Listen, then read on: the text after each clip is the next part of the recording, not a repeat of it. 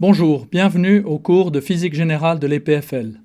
Avec cette leçon, j'ai voulu m'assurer que vous entriez dans la logique de Newton et que vous considériez les changements de la vitesse vectorielle. Pour illustrer ma façon de voir les choses, on va regarder ensemble le problème d'une bille qui fait un looping. Et ensuite, j'aimerais aussi vous montrer une très jolie expérience qui montre que la projection d'un mouvement circulaire uniforme est un mouvement harmonique. Je commence avec le looping. Je vous invite à regarder cette expérience très simple.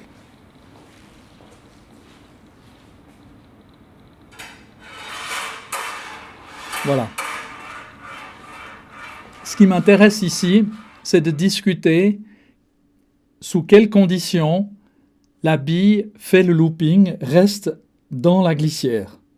Évidemment que le point critique, c'est le sommet du looping. Pour bien comprendre les choses, je vous invite à contempler cette magnifique image qui a été faite de façon stroboscopique. Donc vous voyez la bille à différents instants. Et la question qu'on se pose, c'est qu'est-ce qui se passe au sommet ici?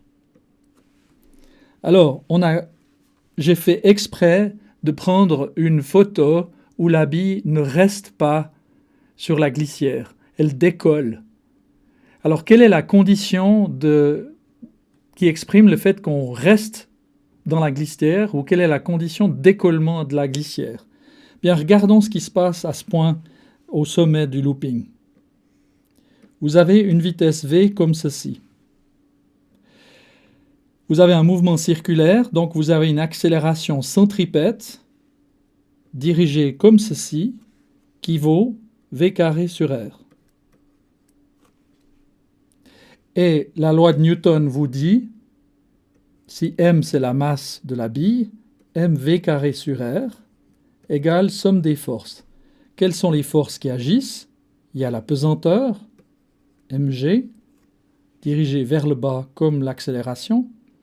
Et puis, tant que la bille roule sur la glissière, il y a la force qu'exerce la glissière sur la bille. Donc, je rajoute une force que je vais appeler T. Maintenant, la limite, c'est le cas où T devient nul. La bille passe juste, il ne pourrait ne pas y avoir de glissière à cet endroit-là.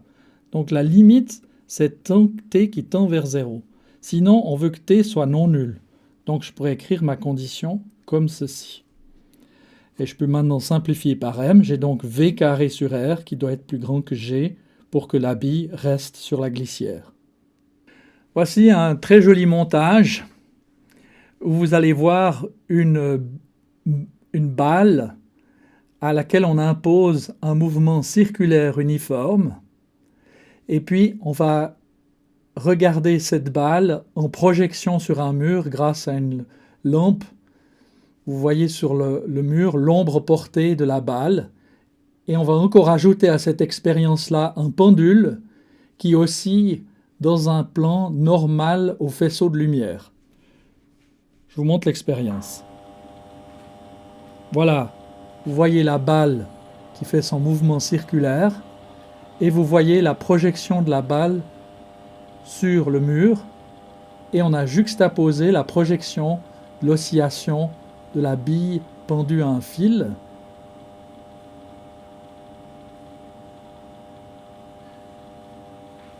Et voici le mécanisme qui nous permet de lancer la bille du pendule en même temps que la balle qui fait son mouvement circulaire. Et maintenant, vous regardez que ce qui se passe sur le mur et vous avez le sentiment que à quelques détails près, les deux oscillent ensemble.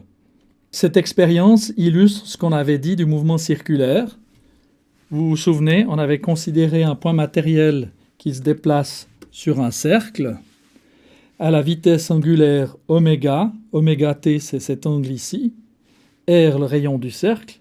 Et donc, la projection de ce mouvement-là sur l'axe des x, par exemple, c'était R cos oméga t. Donc, la projection du mouvement circulaire, c'est un mouvement harmonique. Pour illustrer ce mouvement harmonique, les préparateurs ont aussi lancé un pendule pour voir que le pendule a un régime qui est très voisin celui d'un oscillateur harmonique. Il faut aller à la leçon 9.